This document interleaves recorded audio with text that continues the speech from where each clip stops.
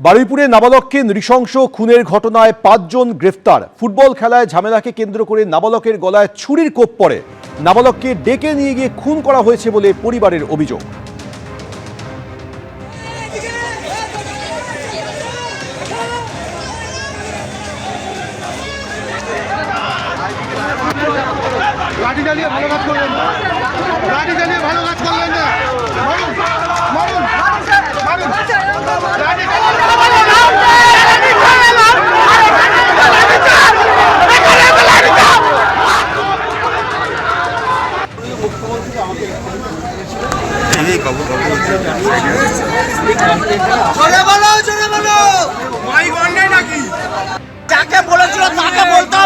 আমার ভাই ফুটবল খেলে, আজকে খেলাতে যত ম্যাচ জিতে এসছে। আমার ভাই আসছিল, ভাইকে 16 বছর বয়স নৃশংসভাবে হত্যা করেছে। আমার ভাই রক্তে রক্তাক্ত করে পড়ে রয়েছে। বাবা ভ্যান চালায়, মা কাজ করে। ও ফুটবল খেলে, তো সংসার চালায়, ওর বাবা সংসার চালায়। ও একটা আমাদের কোনো নিরাপত্তা না। আমার ভাই হারিয়েছে। প্রতিবাদে বারুইপুর হাসপাতালের সামনে রাস্তা অবরোধ করেন স্থানীয়রা। হাসপাতালে পুলিশ ক্যাম্পও ভাঙচুর করা হয়।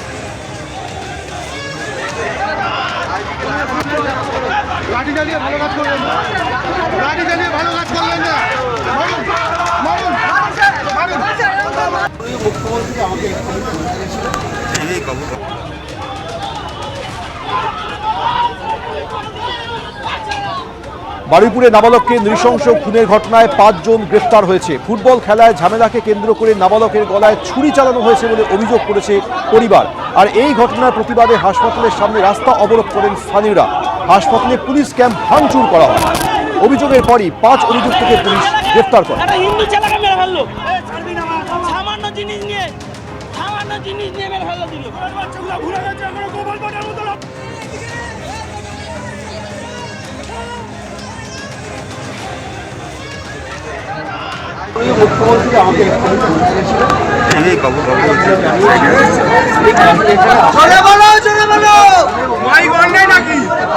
যাকে বলেছিল তাকে বলতে হবে। এইভাবে আমাদের এই যে পাওয়ারটা আজকে পুজো নিতে হবে। ওই একটা ঘটনা ঘটেছে, এখানে একটা টেনশন ছিল, আমরা দেখে দিচ্ছি। এখন সব ঠিক আছে, বাকিটা তদন্ত হবে। তদন্ত হয়ে যা করার দরকার আমরা প্রপার তদন্ত করব এবং তদন্তের পরে আমরা যা পাবো সেই অনুযায়ী ওদের শাস্তি দেব। টোটাল ৫ জন ইনভলভ ছিল, আমরা ৫ জনকে অ্যারেস্ট করে নিয়েছি এবং আমরা তদন্ত চলছে। কাদের হাতে থাকবে তৃণমূলের রাশ, তাই নিয়ে দড়ি টানাটানির মধ্যেই দিল্লিতে জাতীয় নির্বাচন কমিশনে গেল তৃণমূলের 2 শিবির। নিজেদের দাবির সপক্ষে নথি জমা দিল কালীঘাট তৃণমূল এবং ঋতব্রত তৃণমূল। ২রা জুলাই দিল্লিতে কমিশনের ফুল বেঞ্চের সঙ্গে দেখা করে সংখ্যাগরিষ্ঠতার দাবি জানিয়ে আসেন ঋতব্রত বন্দ্যোপাধ্যায়রা। ভোটে ভরাডুবির পর ভেঙেছে দল, তালা পড়েছে তৃণমূলের তহবিলে। দলের প্রতীক নিয়ে চলছে দড়ি টানাটানি। এই অবস্থায় একে অপরের ওপর চাপ বাড়াতে জাতীয় নির্বাচন কমিশনে দ্বারস্থ হল তৃণমূলের 2 শিবির। নির্বাচন কমিশনের কাছে নথি জমা দিল কালীঘাট তৃণমূল এবং ঋতব্রত তৃণমূল। যারা যত বেশি পেয়েছে তারা তত বেশি গদ্দারি করেছে, যত বেশি মিনিস্ট্রি পেয়েছে তারা সবচেয়ে বেশি গদ্দারি করেছে। নির্বাচন কমিশন কাগজপত্র তথ্য দেখে হিয়ারিং করে আমাদেরই স্বীকৃতি পাবো বলে আমাদের বিশ্বাস আছে।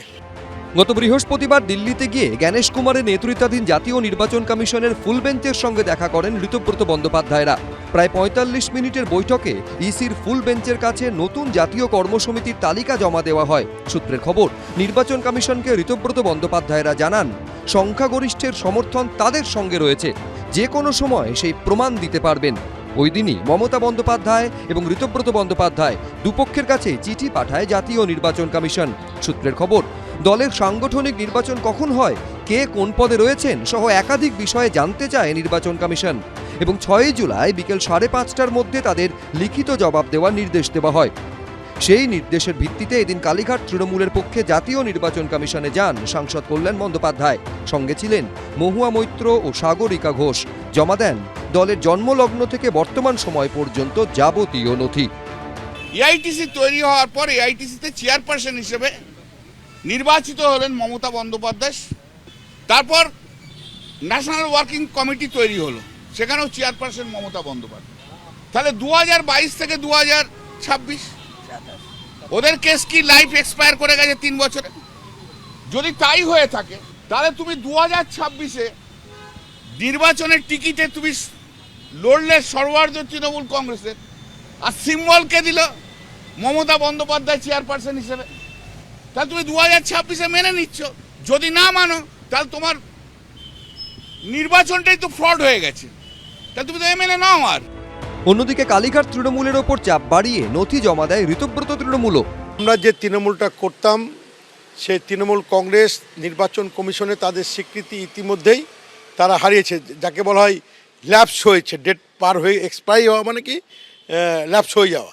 তাদের সেই ডেট যখন এক্সপায়ারি হয়ে গেছে, আমরা দেখলাম এই দলটাকে বাঁচিয়ে রাখতে হবে। আমরা তখন নতুনভাবে যাবতীয় যা কাগজপত্র আমরা নির্বাচন কমিশনের কাছে জমা দিয়েছি। 26-এর বিধানসভা ভোটে বিপর্যয়ের পর দলের হ্রাস কার্যত হাতছাড়া হয়েছে মমতা বন্দ্যোপাধ্যায়ের। একে একে তার পাশ থেকে সরে গিয়েছেন একদা ছায়া সঙ্গীরা।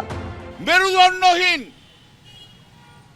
একদিন ঋতুব্রত ব্যানার্জি উলুবেড়িয়া যেতে পারেনি, এখনো অরূপ রায় বাড়ি থেকে বেরোতে পারেনি, ববি হাকিম মেটিয়াপুরে করতে পারেনি। আর এটা তো সবচেয়ে বড় গদ্দার, সবচেয়ে বেশি পেয়েছে আর সবচেয়ে বেশি গদ্দারি করেছে।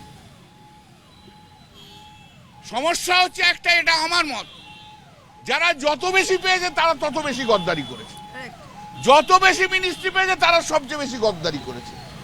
দিদির পাশে থাকতো কারা? চন্দ্রিমা ভট্টাচার্য পিছনটায় ঘুরতো, ববি, অরূপ, ইন্দ্রনীল সেন। এদের মধ্যে যদি আমি কথা বলতে যেতাম, তখন ববি বা অরূপ করে ঠেলে ফেলে দিত, এমন ঠেলে ফেলে দিত আর পড়ে যেতাম, বুঝতে পেরেছো তো? তা আজকে ওরাই চলে গেছে, আমরাই রয়েছি। বিজেপির সমর্থনে কারা ছিল দেশের মানুষ দেখেছে। মানে যখন প্রয়োজন হয়েছে তারা সবসময় এনডিএকে প্রত্যক্ষ পরোক্ষভাবে সমর্থন দিয়েছে। তারা বিজেপির কেন্দ্রীয় মন্ত্রিসভায় মন্ত্রীও ছিলেন। 2024 সালে দেশের মানুষ চেয়েছিল যে এনডিএ সরকার দেশ থেকে বিতাড়িত হোক, ইন্ডিয়া সরকার আসুক। নির্বাচনের আগে ইন্ডিয়া জোটের সঙ্গে কে গাদ্দারি করে ইন্ডিয়া জোটকে ভেঙে দিয়ে বিজেপিকে সুবিধা করে দিয়েছে, তাদের মুখে এরকম বড় বড় কথা মানায় না। সব মিলিয়ে তুঙ্গে দুই শিবিরের সংঘাত। তৃণমূল কংগ্রেসের নাম, প্রতীক থেকে তহবিলের ভবিষ্যৎ কি, সেদিকেই তাকিয়ে রাজনৈতিক মহল। বিজেন্দ্র সিংহ, কৃষ্ণেন্দু অধিকারী, এবিপি আনন্দ। তহবিল তদন্তে এবার পুলিশের কাছে বয়ান দিলেন ঋতব্রত বন্দ্যোপাধ্যায় সহ তার শিবিরে থাকা 5 জন বিধায়ক। বিধাননগর সাইবার ক্রাইম কেন্দ্রে হলো এই বয়ান। তৃণমূলের অ্যাকাউন্টে কি ঢুকেছিল শিক্ষা দুর্নীতির টাকা? কয়লা পাচার, বালি পাচারের টাকাও কি ঢুকেছিল তৃণমূলের অ্যাকাউন্টে? ঋতব্রত তৃণমূলের অভিযোগ ঘিরে শোরগোল পড়ে গেছে বিভিন্ন মহলে। তার মধ্যেই তহবিল তদন্তে পুলিশের কাছে বয়ান দিলেন বিরোধী দলনেতা ঋতব্রত বন্দ্যোপাধ্যায় সহ তার শিবিরে থাকা 5 জন বিধায়ক। রবিবার সন্ধ্যায় বিধাননগর সাইবার ক্রাইম থানায় যান ঋতব্রত বন্দ্যোপাধ্যায়, সন্দীপন সাহা, আখরুজ্জামান, জাভেদ খান এবং ইমানি বিশ্বাসরা। সাইবার ক্রাইম থানার ইন্সপেক্টর আমাদের ডেকেছিলেন, আমাদের হিয়ারিং নিয়েছেন। আমরা বললাম যে এই অ্যাকাউন্টগুলো এত টাকা কোথা থেকে এসছে, আমাদের তৃণমূল কংগ্রেসে একটা বদনাম হচ্ছে। কে বলছে কয়লার টাকা এসছে, কে বলছে গরুর টাকা এসছে, কে বলছে বালি পাচার টাকা এসছে, কে বলে শিক্ষা দুর্নীতির টাকা এসছে, কে বলছে খাদ্য দুর্নীতির টাকা এসছে। তৃণমূলের তহবিল নিয়ে বিতর্কের সূত্রপাত হয়েছিল এই চিঠি ঘিরে। নিজেকে কোষাধ্যক্ষ বলে দাবি করে চিঠিতে অ্যাকাউন্ট ফ্রিজ করার আবেদন জানিয়েছিলেন তিনি। এরপরই দলের অ্যাকাউন্টে বেআইনি আর্থিক লেনদেনের অভিযোগ আনেন ঋতব্রতপন্থী বেশ কয়েকজন তৃণমূল বিধায়ক। সূত্রের খবর, এই সংখ্যাটা ছিল 10 জন। বিধাননগর পুলিশ কমিশনারেটে অভিযোগ জানানো হয় ঋতব্রত তৃণমূলের এই বিধায়কদের তরফে। সাইবার ক্রাইম বিভাগকে দেওয়া চিঠিতে 3টি অ্যাকাউন্ট নম্বরের উল্লেখ করে বলা হয়, বিশ্বাসযোগ্য সূত্র ও পারিপার্শ্বিক অগ্রগতি থেকে এটা জানা গেছে যে ক্ষমতার অপপ্রয়োগ করে বেআইনি কার্যকলাপ, বেআইনিভাবে টাকা তোলা, অসৎ উপায়ে আর্থিক লেনদেন হওয়া টাকা এই অ্যাকাউন্টগুলিতে জমা পড়ে থাকতে পারে। এই 3টি অ্যাকাউন্টই রয়েছে এইচডিএফসি ব্যাংকের সেন্ট্রাল প্লাজা ব্রাঞ্চে। আর এইচডিএফসি ব্যাংকের এই ব্রাঞ্চে থাকা তৃণমূলের অ্যাকাউন্টটি ফ্রিজ করার আবেদন জানিয়ে চিঠি দিয়েছিলেন অরূপ বিশ্বাসও। এই প্রেক্ষাপটেই তদন্তের স্বার্থে এইচডিএফসি ব্যাংকে তৃণমূলের নামে থাকা 3টি অ্যাকাউন্টে ডেবিট ফ্রিজ করে দেয় পুলিশ। এই 3টি অ্যাকাউন্টে রয়েছে 440 কোটি টাকা। তৃণমূলের এই তহবিল ঘিরে জল গড়িয়েছে হাইকোর্টে। গত সপ্তাহে বিচারপতি সৌগত ভট্টাচার্য নির্দেশ দেন তৃণমূলের 3টি অ্যাকাউন্টে কত টাকা রয়েছে, পাশাপাশি তদন্তে কি পাওয়া গেছে, কি কি তথ্য প্রমাণ আছে মঙ্গলবারের মধ্যে রিপোর্ট দিয়ে জানাবে রাজ্য সরকার। এই তহবিলের ভবিষ্যৎ কি হবে সেটাই এখন লাখ টাকার প্রশ্ন। কৃষ্ণেন্দু অধিকারী, এবিপি আনন্দ। এই মাসেই পশ্চিমবঙ্গ থেকে রাজ্যসভার 3টি আসনে হবে উপনির্বাচন। 24শে জুলাই রাজ্যসভার 3টি আসনে ভোট রয়েছে। তৃণমূলের 3 জন সাংসদ ইস্তফা দেওয়ায় ওই 3টি খালি আসনে ভোট হবে।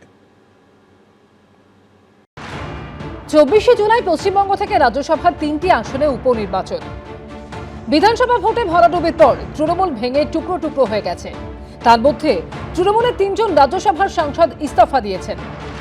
8ই জুন ইস্তফা দেন সুখেন্দু শেখর রায়, 10ই জুন ইস্তফা দেন সুস্মিতা দেব, পরদিন ইস্তফা দেন প্রকাশ চিকবরাই।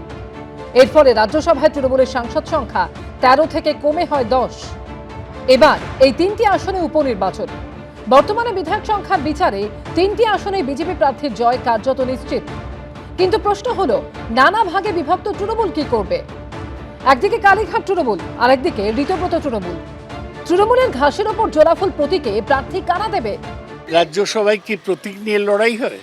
না, রাজ্যসভার ভোটে কোনো প্রতীক ব্যবহার হয় না, ভোট হলে হবে। বিজেপির সংসদ সদস্য সংখ্যা বাড়বে, এটা তো বাস্তব সত্য। এবার বিশ্বাসঘাতক কে বা কারা, সে তো আগামী দিনে বিচার হবে। যদি ইতিহাসের পাতায় তাকান তাহলে দেখবেন মমতা বন্দ্যোপাধ্যায় সব থেকে বড় বিশ্বাসঘাতক। রাজ্যসভায় মনোনয়নপত্র জমার শেষ দিন 14ই জুলাই। মনোনয়নপত্রের স্ক্রুটিনি হবে 15 তারিখ। মনোনয়ন প্রত্যাহারের শেষ দিন 17ই জুলাই। সোমবার নিউ আলিপুরে সৌজন্যে অমিত শাহের নৈশভোজের অনুষ্ঠানে উপস্থিত ছিলেন সদ্য প্রাক্তন রাজ্যসভার সাংসদ সুখেন্দু শেখর রায়। আশাবুল হোসেন ও সমীরণ পালের রিপোর্ট, এবিপি আনন্দ। এবার পাঠ্য বইয়ের পাতায় শ্যামাপ্রসাদ মুখোপাধ্যায়। স্কুল থেকে বিশ্ববিদ্যালয়ের সিলেবাসে অন্তর্ভুক্ত হচ্ছে তাঁর কথা। মিত্র ইনস্টিটিউশনের অনুষ্ঠানে ঘোষণা করলেন মুখ্যমন্ত্রী। বাদ পড়বে সিঙ্গুর আন্দোলন, ইঙ্গিত দিলেন শুভেন্দু অধিকারী। सिंगूर में टाटा का भगाना का इतिहास है, वो तो सिलेबस से हटना चाहिए और ये घुसना चाहिए।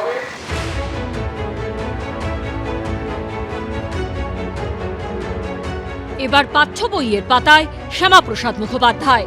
ভারতীয় জনসংঘের প্রতিষ্ঠাতার 125তম জন্ম জয়ন্তী উপলক্ষে ঘোষণা করলেন মুখ্যমন্ত্রী।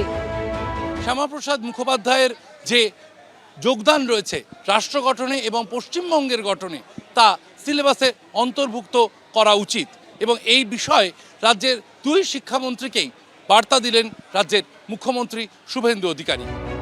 সোমবার শ্যামাপ্রসাদের স্মৃতি বিজড়িত ভবানীপুরের মিত্র ইনস্টিটিউশনের একটি অনুষ্ঠানে যোগ দেন মুখ্যমন্ত্রী শুভেন্দু অধিকারী। সেখানেই শ্যামাপ্রসাদ মুখোপাধ্যায়ের জীবন ও আদর্শ সিলেবাসে অন্তর্ভুক্তির কথা ঘোষণা করেন মুখ্যমন্ত্রী। শিক্ষার প্রসারে তার যে যোগদান অবদান, বিদ্যালয়ের সিলেবাস ব্যবস্থা থেকে ইউনিভার্সিটি পর্যন্ত মুদ্রিত, পঠিত এবং চর্চিত এই 3টি বিষয় হওয়া উচিত বলে আমি মনে করি।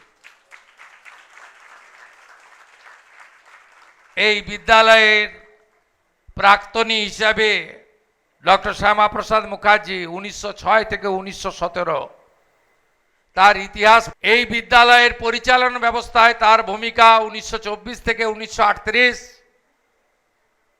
সুন্দর করে উল্লেখ করেছেন। আমি অত্যন্ত গর্বিত যে এই বিদ্যালয়ের ঐতিহ্য, পরম্পরা, পরিকাঠামো, শ্রীবৃদ্ধি সব কিছুই আগামী দিনে আরো এগিয়ে নিয়ে যাওয়ার গুরু দায়িত্ব ভবানীপুর বিধানসভার বিধায়ক হিসেবে বা রাজ্যের মুখ্যমন্ত্রী হিসেবে আমার উপরে অর্পিত হয়েছে। 1906 সালে ভবানীপুরের মিত্র ইনস্টিটিউশনে ভর্তি হন শ্যামাপ্রসাদ মুখোপাধ্যায়। 1917 সালে এই স্কুল থেকেই ম্যাট্রিকুলেশন পরীক্ষায় উত্তীর্ণ হন। তার বাবা আশুতোষ মুখোপাধ্যায় বিদ্যালয়ের পরিচালনার সঙ্গে যুক্ত ছিলেন। পরবর্তীকালে আশুতোষ মুখোপাধ্যায় এবং শ্যামাপ্রসাদ মুখোপাধ্যায় দুজনেই স্কুলের ম্যানেজিং কমিটির সভাপতি হিসেবে দায়িত্ব পালন করেন। 2011 সালে মমতা বন্দ্যোপাধ্যায় মুখ্যমন্ত্রী হবার পর স্কুলের পাঠ্য বইতে যুক্ত করা হয় সিঙ্গুর আন্দোলন। শ্যামাপ্রসাদ পর্ব যুক্ত করার সঙ্গে সঙ্গে মমতা বন্দ্যোপাধ্যায় সেই আন্দোলন বাদ পড়তে চলেছে বলেও ইঙ্গিত দেন মুখ্যমন্ত্রী। सिंगूर में टाटा का भगाना का इतिहास है, वो तो सिलेबस से हटना चाहिए और ये घुसना चाहिए। শ্যামাপ্রসাদ মুখার্জি বড় শিক্ষাবিদ ছিলেন। মাত্র 33 বছরে কলকাতার বিশ্ববিদ্যালয়ের উপাচার্য হয়েছিলেন, কিন্তু তিনি স্বাধীনতা সংগ্রামী ছিলেন না।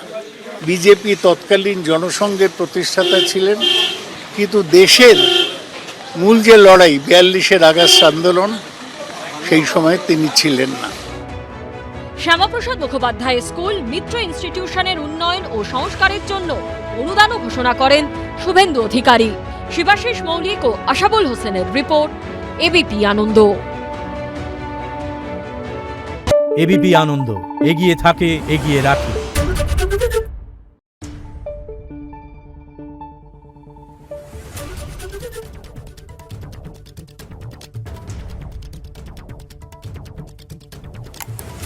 Thank you.